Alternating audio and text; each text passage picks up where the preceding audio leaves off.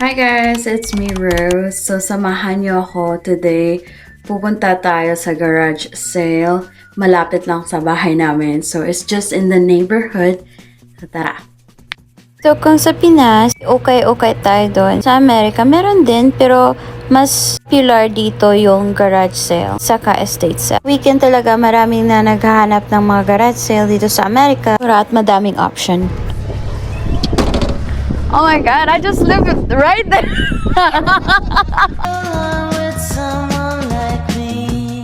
Minsan sa mga jewelry, tinitingnan ko talaga. Minsan kasi may maganda. Talaga, ang pinakauna kong nagustuhan. Binili ko talaga agad siya. Sa garage sale, tumatawa din ako no. Pino tayo. Kadalasan, pinabawasan talaga nila. We're heading to the next one right now. So this cost me like $15. It's exceeded my budget. Andito na tayo sa pangatlong bahay. First, nagandahan ako nito. Nanta niya ng mura. Pero nakita ko ito. Hindi ko na lang siya kinuha. So we didn't find a lot out there. So we're heading to the next one right now. Tayo sa iba kasi walang masyadong maganda. Nag-drive lang ako around dito. I bet ko to dito kasi madaming damit. May nakita akong heels pero ang dami ko na talagang heels. So, di ko na siya binili.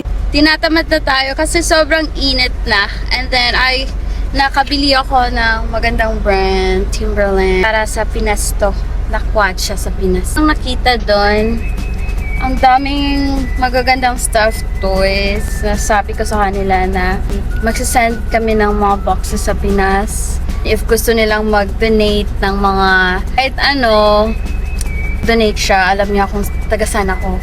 So yeah, if mag-donate sila, sisend naman natin sa Pinas yun. We actually stopped for a different house. This is the last one. So huli na to.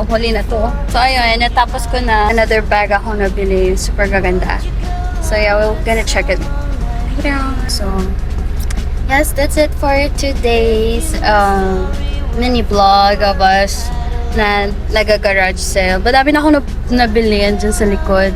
And then, nasa bahay na tayo. Enjoy ko naman so far. That's it for today. Thanks for watching.